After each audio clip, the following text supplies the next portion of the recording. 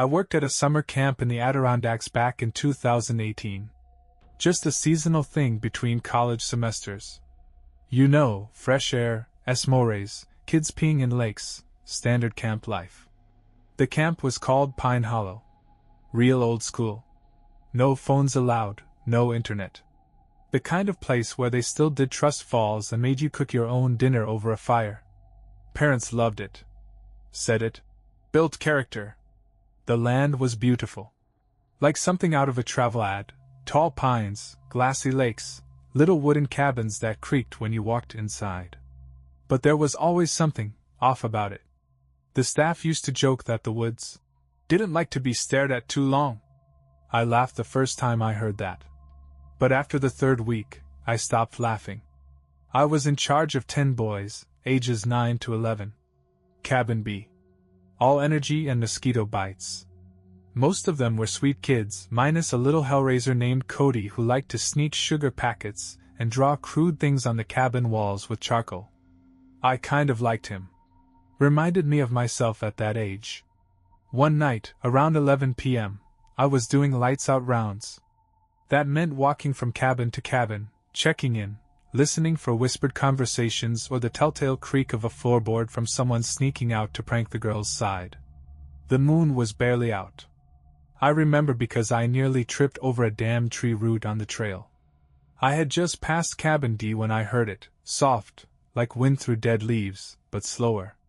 A long, dragging sound coming from just off the trail. I froze. There was no wind that night. It had been still for hours. And this didn't sound like an animal either. I've heard raccoons, deer, even the occasional bear rummaging around. But this sounded deliberate. Like something pulling itself forward through the brush. I waited. No more sound. I told myself it was just a branch sliding off a tree or maybe a turtle dragging itself across the ground. But I didn't take the path back. I cut through the central mess hall to avoid that stretch of woods. I didn't think much more about it until the next morning, when one of my boys, Benji, came to me with his sleeping bag bundled under his arm and this pale, sick look on his face. "I need to sleep in your bunk," he said. I laughed. "You afraid of Cody's snoring?" But he didn't smile.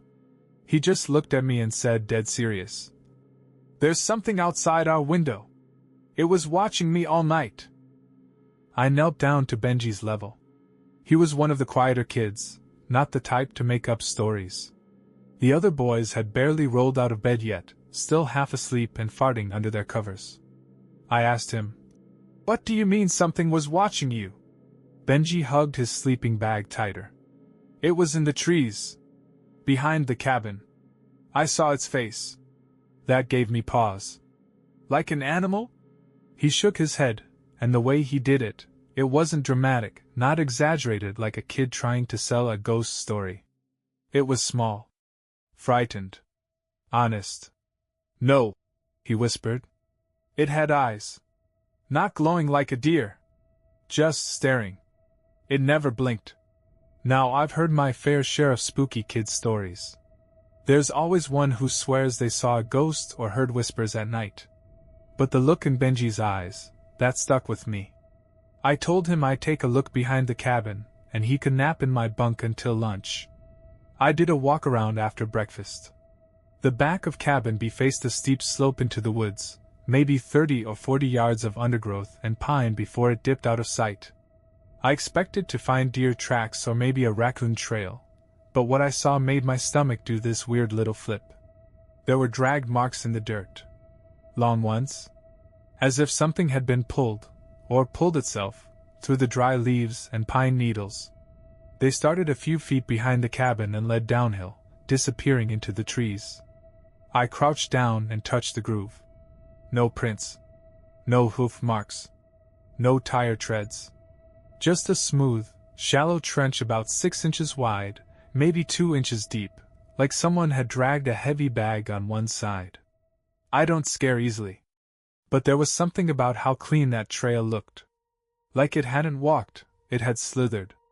Still, I didn't want to freak the kids out, so I kept my mouth shut. Told Benji I didn't see anything, but I moved his bed closer to mine anyway. That night, I sat up later than usual. The boys were asleep by 9:30, but I stayed in my bunk with a flashlight and a book I wasn't really reading. I told myself I just wanted to make sure Benji got a good night's rest. Around 1:12 a.m., I remember because I checked my watch, I heard it again. That dragging sound. This time, it wasn't off in the woods. It was closer. Right behind our cabin. The dragging sound started faint, like a slow scrape across dry earth, but as I sat there, holding my breath, it got louder. Closer. The kind of sound that forces your body still before your brain even knows what's wrong. My flashlight was still on, dim to its lowest setting. I clicked it off and let my eyes adjust to the dark. The only light in the cabin was the moonlight leaking through the slats in the window by my bunk. Everything inside was still, just the soft, steady breathing of 10 sleeping boys. But outside? That sound didn't stop. Scrape. Pause. Drag. Pause. It was right behind the wall now, maybe a foot away from where Benji had laid his head the night before. The dragging was slower now, almost careful. Like it knew it was being listened to. I sat up in bed and quietly slid my legs over the side, feet just barely touching the wood floor.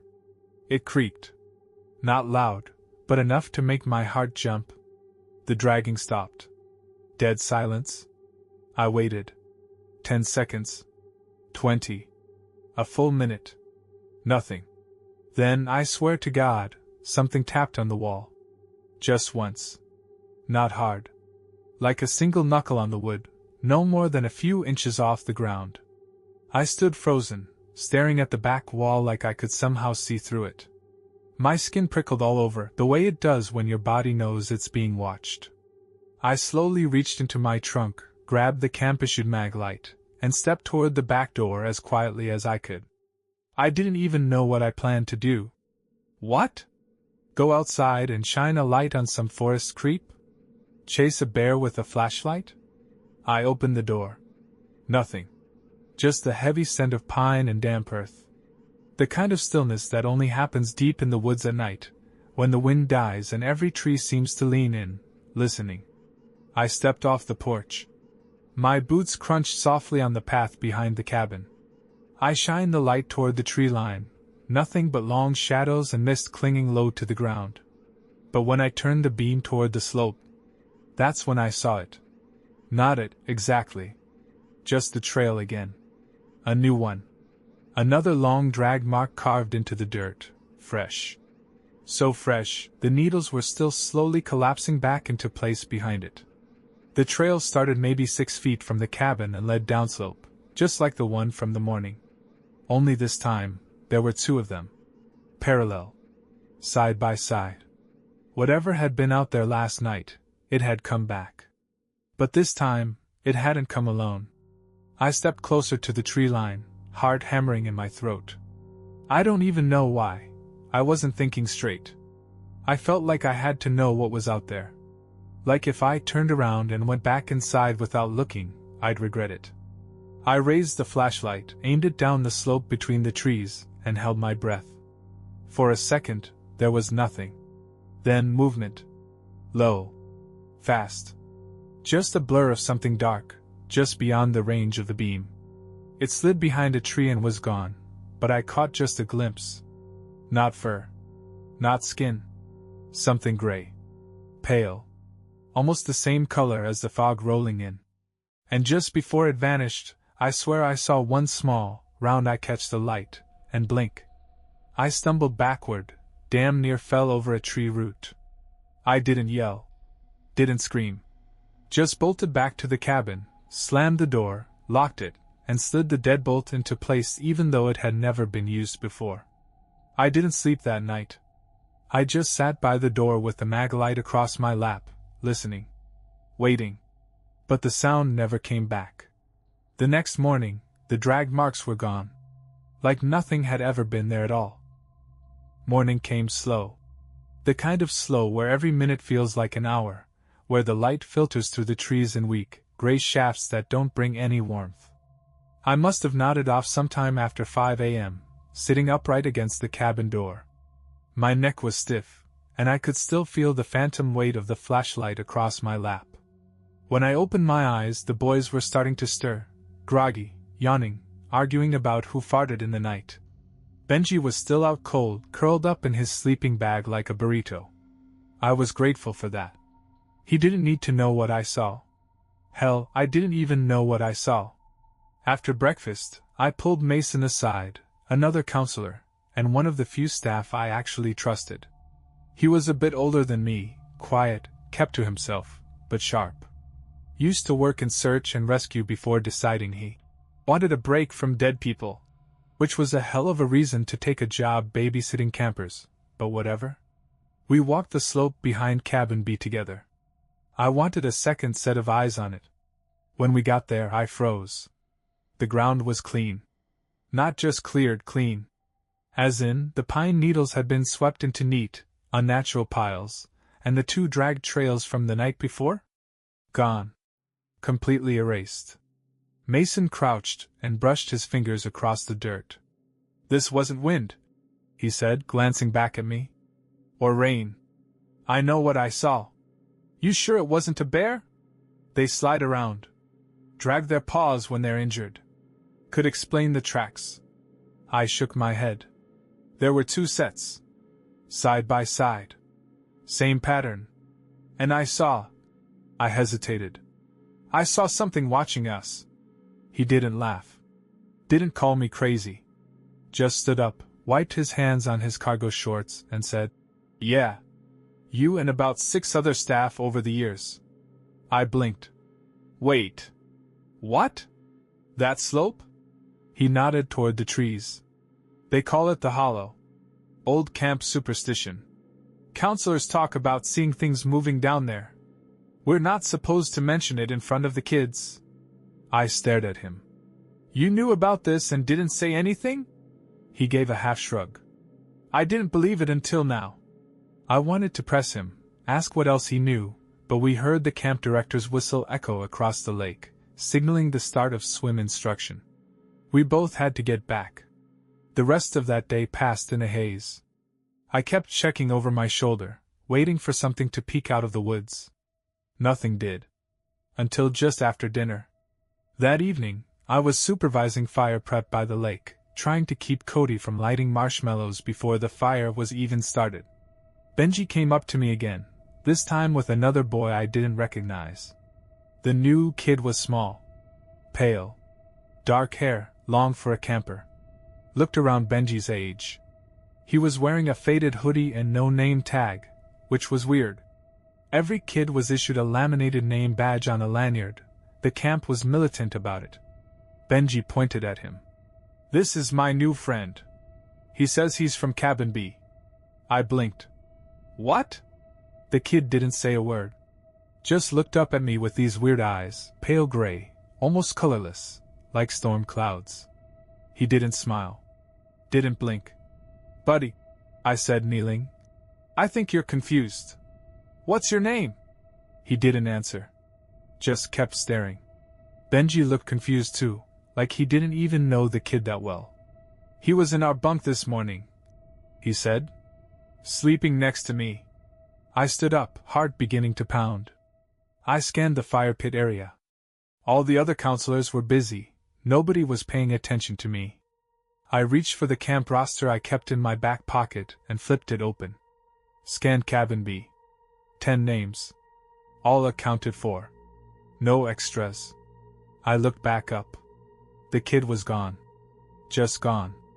Benji stood alone, looking around like he'd misplaced a shoe. I asked him, "Where did he go?" "I dunno," he said. "He was right here." I grabbed his arm, not rough, just enough to hold his attention. "Benji, I need you to tell me the truth. Did that kid say anything to you?" He hesitated. Then nodded. "He said he liked it here." "Said it's quiet?" "Said he's been here a long time." My stomach dropped. "He told me not to tell anyone he was back," Benji added, almost like an afterthought. That night, I didn't just sit with a flashlight. I blocked the door with a trunk, locked the windows, and stayed awake until sunrise. Because whoever, or whatever, that kid was, he wasn't one of ours. And somehow, he'd gotten inside the cabin. I didn't report it. I know that sounds insane. There was a strange kid in the camp, possibly sneaking into cabins, possibly something a lot worse, but I didn't tell the camp director. Or Mason. Or anyone. Because I knew what would happen. I'd get a lecture about maintaining calm, about how important it was not to spook the kids or the parents. I'd be told I was tired. That maybe I mistook one of the campers in bad lighting. That maybe I dreamt it. And deep down, the worst part? A tiny voice in the back of my head whispered, if you say it out loud, it becomes real. So instead I started watching. Closely. I shadowed the kids like a second skin every mealtime, every hike, every bathroom break. I counted heads constantly, scanned every group. I even made up a game. Silent ninja roll call. I'd randomly yell it out, and the kids had to freeze while I counted them. They thought it was hilarious. Every time, the number came back right, 10. Except one time. The next evening. We were on the far side of the lake, doing an orienteering activity. Benji was quiet all day, didn't even complain about the bugs. Around 5:30, as the sun dipped low and the trees turned that deep amber, I pulled out the clipboard for another roll call. I counted once. Then again. And a third time. 11. 11 boys standing in a loose group near the trail. But when I blinked, the number dropped back to 10. I told myself I must have miscounted. Sun in my eyes, kids moving around, whatever. But one of the boys, Jamie, a stocky kid with freckles and a bad attitude, beat me to the punch. He pointed toward the back of the group and said, loud enough for everyone to hear, "Hey! Who the hell is that?" All heads turned. But there was no one there. Just trees. The boys went quiet. "What did you see, Jamie?" I asked, trying to keep my voice steady. He frowned. "Thought I saw someone behind us. Looked like Benji but with, like, the wrong face." He laughed awkwardly, clearly trying to play it off. "Maybe I just saw my reflection in his ugly." A few of the kids chuckled. But I didn't. I made them pack up right then. Told them it was time to beat the dark. No one argued. That night, I cornered Mason after lights out. He was smoking behind the mess hall, squinting up at the stars like he was trying to make sense of something far away. "Tell me everything you know about the Hollow," I said. He didn't answer right away. Just flicked ash into the dirt and said, "You wouldn't believe me. Try me." He studied me for a second, then nodded like he'd made up his mind. "All right," he said. "But this stays between us." We walked a few minutes up the trail toward the staff cabins. He led me to a locked shed tucked behind the maintenance shack. Old. Warped wood. A rusted padlock with a key so stiff he had to jiggle it just right to open it. Inside was dust, a few old lanterns, buckets of paint, and a battered metal filing cabinet. He opened the bottom drawer. Inside were folders. Dozens of them. Yellowed, water-damaged, some of the ink fading. "Camp incidents," he said. "Kept off the books. Stuff they didn't want to file with the insurance companies." I pulled one out at random. 1987 Missing Camper Report. Daniel A. Went missing during a night hike. No remains found. Camp closed early that summer. Another. 1994 Staff Resignation. Erica L. Claimed a pale boy with black eyes. Stood outside her cabin every night for a week. Quit mid-session. Parents told she had a family emergency. I flipped through faster. The further back I went, the stranger the reports got. Children claiming they saw versions of themselves walking into the woods. Cabins found unlocked with no sign of forced entry, beds disturbed, wet footprints inside. Whispers. Faces in windows. Counselors sleepwalking into the trees and waking up with dirt under their fingernails. I turned to Mason. "Why the hell would they keep these?" He lit another cigarette. "Liability. If something ever really bad happened, They'd have plausible deniability. Just say it was all rumors. That it was never officially documented. I asked the question I was afraid to ask. Do you think someone, or something, is out there? Mason exhaled smoke through his nose.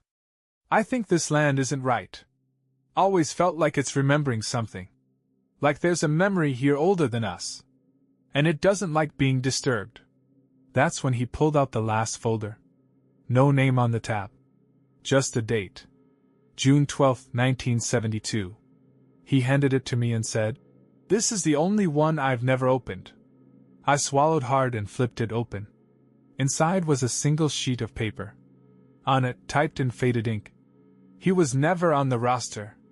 He came in the storm and slept in a bunk that wasn't his. No one knows where he went after the fire. But the others, they all say he smiled before it started." I stared at the page. "The fire?" Mason nodded slowly. "Cabin B burned down in 72. Killed 5 kids and a counselor. Official story is faulty wiring. But some say they saw a boy outside, watching the flames, not moving. That's when I felt it. That cold, stomach-hollowing dread. The kind that hits you before you even know what's wrong." I looked back at Mason. "Cabin B burned down," I said. He nodded again. "But Cabin B is still here." We stared at each other in the dark. I whispered, "Then what the hell have I been sleeping in?" I didn't sleep that night. After we closed the shed and walked back to the staff cabins, I stood outside Cabin B for a long time, just staring at it. The wood looked normal enough, aged pine slats, a mossy roof, a crooked gutter that always dripped no matter the weather.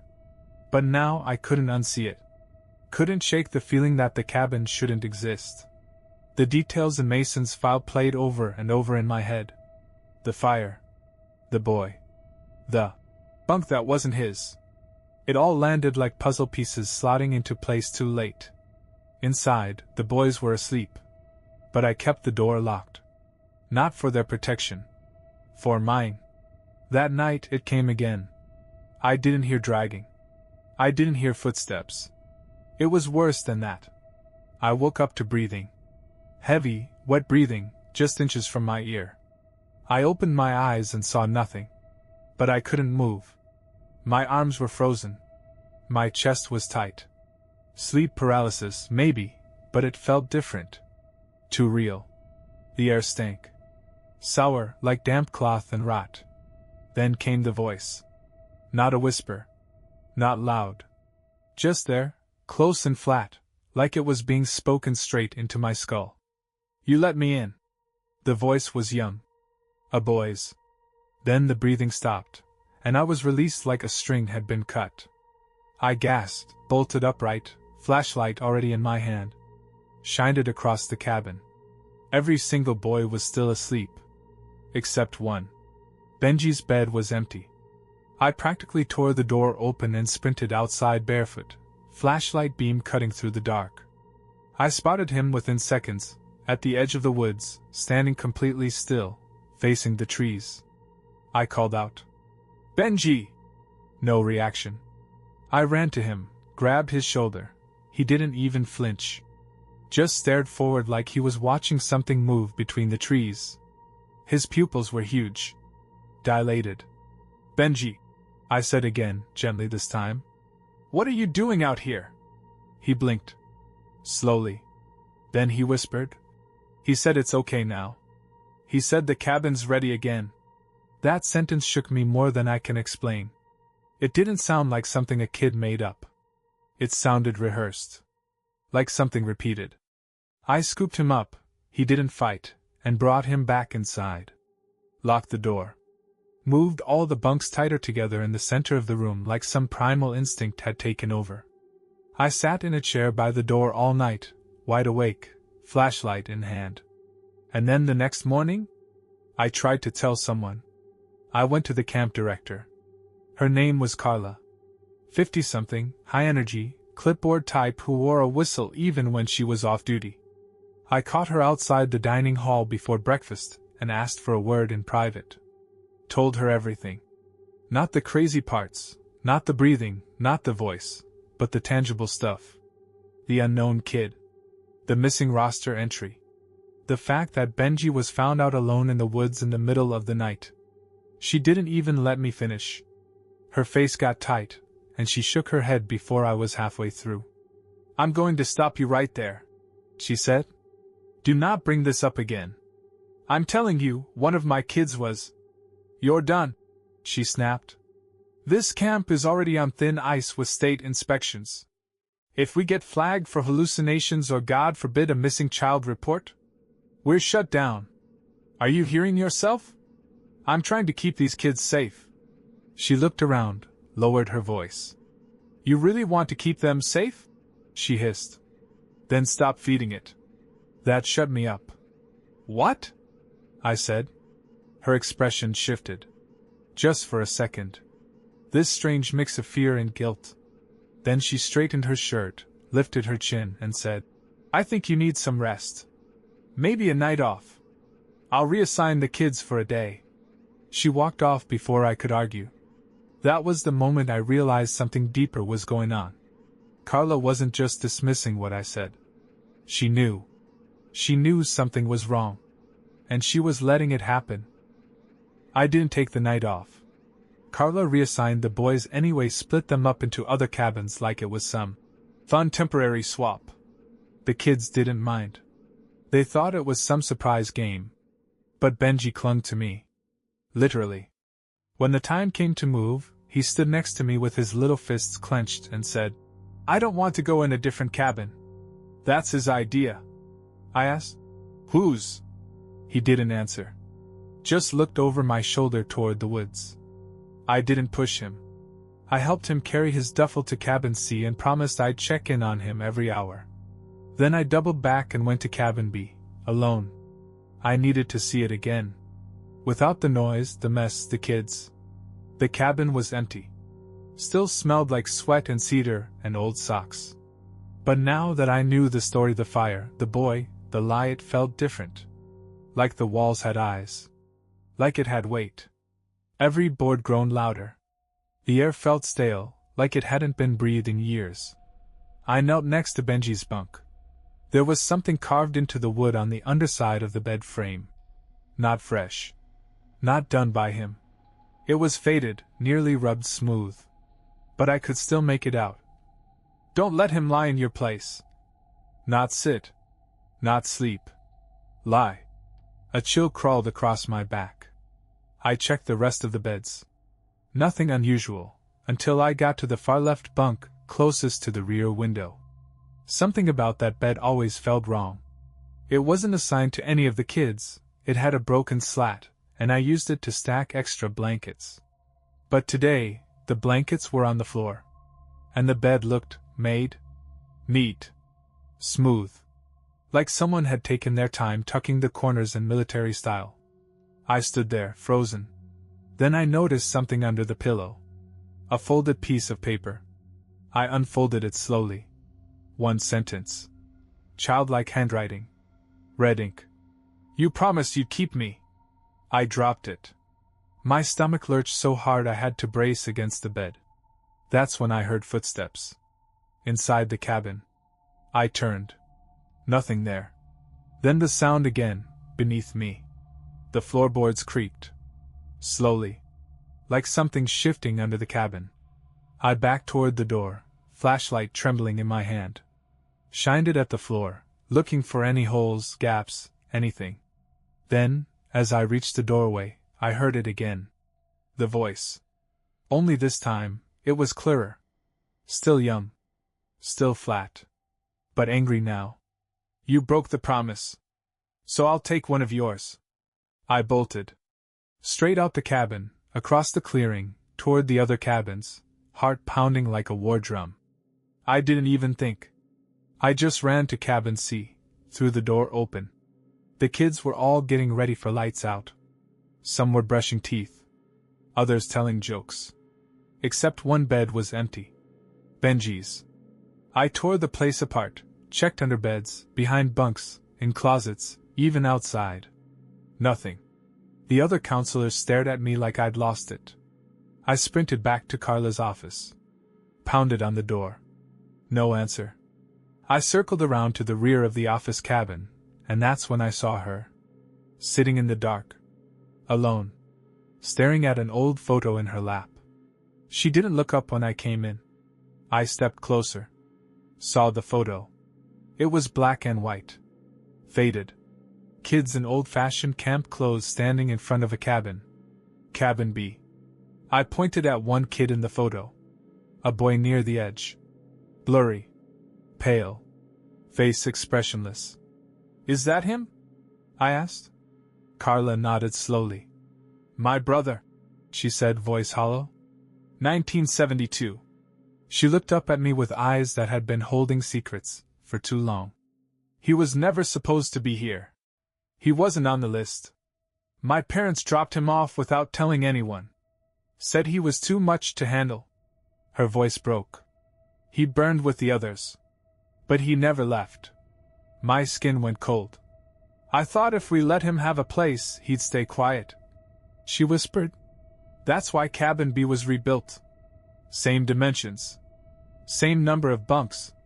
I've been keeping it full every year. He just wants a bunk. A name. Somewhere to lie down and pretend he still exists. Then she looked past me. Eyes wide. No, she said. I turned around. The office door was open. And standing in the doorway was Benji. Only it wasn't Benji. His face was blank. Too still. His eyes were all wrong, too pale, too wide, like someone wearing a mask that didn't fit quite right. He stepped forward. Then smiled. Benji? I said his name, but it didn't land right. Felt like I was calling into a canyon. The thing in the doorway looked like him, had the same jawline, same mop of messy brown hair, same faded camp shirt, and grass-stained shorts. But it wasn't him. The way he moved was wrong. Like he wasn't used to walking. Like the body was something borrowed. He stepped into the office. Slow. Deliberate. His bare feet made no sound on the wood floor, but every instinct in me screamed run. Behind me, Carla had gone completely still, the old photo still crumpled in her hands. Where's Benji? I asked. My voice came out low. Shaky. The thing didn't answer. Just kept coming. Carla stood up, and for a second, just a second, I thought she was going to confront it. But instead, she turned to me with this look of exhausted guilt and whispered, I'm sorry. I think he's chosen. And then she bolted. Ran right out the back door and disappeared into the dark. I was left alone with the thing that wore Benji's skin. It stopped about 5 feet from me, tilted its head slightly, and smiled wider than any kid should ever smile. Its cheeks didn't stretch right. The eyes didn't move with the expression. And then it spoke. I like this one. He was quiet. He had space. It touched its chest. Benji's chest. My hand closed around a heavy paperweight on Carla's desk. I didn't even think. Just acted. I raised it and swung. The thing didn't move to block it. Just stood there and let me hit it across the temple. The sound it made when it hit the floor was off. Like dropping a wet sack. I didn't wait to see if it would get up. I ran. I didn't go to the staff. I didn't go to the cabins. I went straight for the woods. I knew it didn't make sense, but something in me was screaming, get away from the buildings. From the walls. From the structure that was letting whatever this was keep feeding. The cabins weren't safe. I took the trail past the lake, deeper into the hollow than I'd ever gone. The trees swallowed me fast. The night closed in even faster. But after 10 minutes I slowed. Because I wasn't alone. Someone was moving just ahead. I crept forward. Through the trees. Flashlight off. Breathing through my teeth. That's when I saw him. The real Benji. He was sitting on a rock near an old fire pit, half covered in vines. His legs were muddy. Shirt torn. But he was alive. Eyes clear. Real. I called his name and he turned, confused, and then started crying so hard he couldn't breathe. I held him tight and asked, How long have you been out here? He said, Since last night. My stomach flipped. But I saw you, at the cabin. I saw you this morning. He shook his head. No. I went outside to pee and got lost. I called and called but no one came. Then I saw him. I didn't have to ask who. He looked up at me with tear-swollen eyes. He looks like me, he whispered. But he doesn't blink. We sat there for a moment, trying to breathe. Then I heard it again. The dragging sound. Not from behind us. From underneath us. I stood and spun, shining the flashlight around. And that's when I realized, this fire pit? The stone ring we were standing in? It wasn't a fire pit. It was a collapsed well. Old. Filled with roots and debris. But just deep enough that you couldn't see the bottom. And from that bottom, something was pulling itself up. I grabbed Benji and ran. No time to think. Just instincts and blind fear. We crashed through the woods, branches cutting at our faces, our arms. I could hear the thing chasing us, not behind us, but around us. It wasn't following the trail. It was moving through the trees.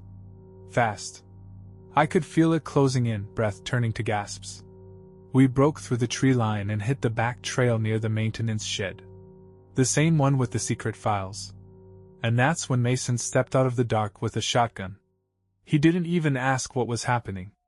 He just saw Benji, saw me, and said, "Run." Mason raised the shotgun and stepped between us and the tree line. He didn't ask questions. Didn't hesitate. He just said, "Get that kid back to the chapel. It's the only building they never touched." I didn't stop to ask why. I grabbed Benji's hand and ran. The chapel was maybe 200 yards uphill, a crooked old structure used once a week for cheesy campfire-style spiritual reflections. Most kids used it to pass notes and fall asleep during singing. But the rumor was, it was built on stone that predated the camp. That it had been there long before Pine Hollow ever existed. And Mason was right, no kid had ever reported anything strange there. We burst through the rotted door and collapsed on the dusty floor, both of us gasping. Outside, I heard the first shotgun blast echo through the trees. Then another. Then silence. Not a twig snap. Not a bird call. Dead, suffocating silence. Benji crawled into the corner, arms around his knees, rocking slightly. I sat across from him, watching the doorway. Every second that passed without Mason returning made my stomach twist tighter. Eventually, I stood and crept to the window. The path was empty. But the woods? They were moving. Not in the normal way, no swaying branches or scurrying animals. It was more like a slow pulse. Like the tree line itself was breathing. And then, he appeared. Standing at the edge. Benji's double. Same clothes. Same dirty knees. Same small hands curled into fists. But the smile was wrong. Too big. Too certain. He tilted his head at me, like he was curious. And then he spoke, louder now, like he wanted us to hear. "You don't get to keep him. You left a place open. That's all I need." He started walking toward the chapel. Each step he took, the woods changed. Grew darker. Thicker. I swear the trees leaned inward with him, like they were helping. Protecting him. I slammed the chapel door and backed away, heart hammering in my ears. Benji whispered, "You said you'd protect me?" And I realized something then. This wasn't just about him. It was about a promise. A broken one. All those notes. The voice. You let me in. You broke the promise. The thing had latched onto a pattern. A failure. Maybe mine. Maybe Carla's. Maybe all of ours. A kid forgotten. A bunk left empty. A boy erased from the roster and memory, but not from the land. And now he was filling in the blank. I turned to Benji. "Listen to me. Do not move. No matter what happens. Understand?" He nodded, eyes wide with terror. I went to the altar and grabbed the iron candle holder. It was old. Heavy. Probably forged decades ago. The door handle started to turn. Slow. Testing. And then the voice again, but closer, just on the other side of the wood. You made a space. You said I could lie there? Why won't you let me lie down? I shouted. Because you're not real. Silence. Then laughter. Childish. Mocking. Terrifying in its simplicity. The door didn't open. It burst inward, like something pushed with a strength no child should ever have. There he was. Benji's twin. But pale now. Translucent in places. His skin was cracked around the joints, like it had dried out and stretched too far. His eyes were endless pits of mist and shadow. And behind him, the forest loomed impossibly tall, impossibly deep. Like it didn't end at the edge of the camp anymore. I raised the candle holder, ready to fight. But he didn't move forward. He just tilted his head and sank to his knees in the chapel doorway, like he was finally tired. And in that broken, hollow voice he whispered, "Just one night. That's all I ever wanted. A place to rest. You let me in. Why won't you let me stay?" And I realized that wasn't a threat. It was a plea. This thing, whatever it was, wasn't just haunting the camp. It had become the camp. Grown roots in the hollow. Fed on forgotten names, empty beds, broken promises. And now it didn't want to hurt us. It just didn't want to be alone anymore. I stepped toward it. Candle holder still raised. My fingers shaking. It looked up. And smiled. I don't know what I expected to happen when I stepped toward it. Maybe it would attack. Maybe it would vanish. Maybe I'd wake up back in my bunk to find none of it had ever happened. But it just sat there, kneeling in the chapel doorway. This thing wearing Benji's face. Staring up at me with eyes that didn't quite understand what they were pretending to be. I raised the candle holder high, and then lowered it. Because for one raw, impossible second, I felt sorry for it. Not afraid. Not angry. Sorry. It wasn't just a ghost. It was grief. It was loneliness. Abandonment, shaped into a boy's silhouette and left to fester in the soil of forgotten summers. And it had been here for decades. Waiting. The thing blinked once slow, deliberate, and then its skin began to crack. Fine, splintering lines across its face, down its arms, like clay drying in the sun. I stepped back. And then it opened its mouth, wider than any human jaw should go. It didn't scream. It exhaled. A long, rattling breath that blew out every candle in the chapel, turned the air to frost, and sent every memory I had of this camp fluttering like dead leaves in the wind. And with that breath, it started to collapse, collapsing inward, like a structure folding into itself. Its shape fell to the floor, head bowed. Then, gone. Nothing but dust where it knelt. Benji ran to me. I grabbed him, held him so tight I probably bruised his ribs. The silence that followed wasn't like the other silences. It was peaceful. Empty. And then the chapel door creaked closed on its own. We stayed there until morning. When the sun came up, the woods looked different. Smaller, almost.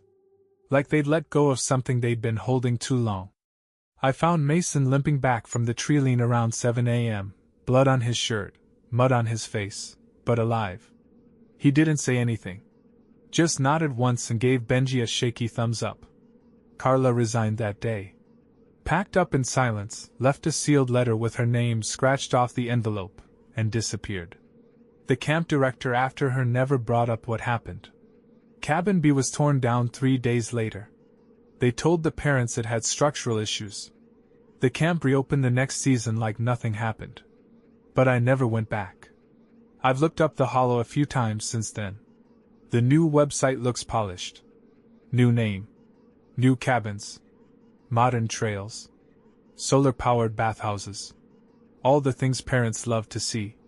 But sometimes, late at night, I'll check the staff bios. And count the number of campers in the group photos. And every once in a while, there's one extra. A blurry kid in the background. Wrong smile. Wrong eyes. And I know what he's waiting for. Just one more bunk. One more night. And a place to lie down.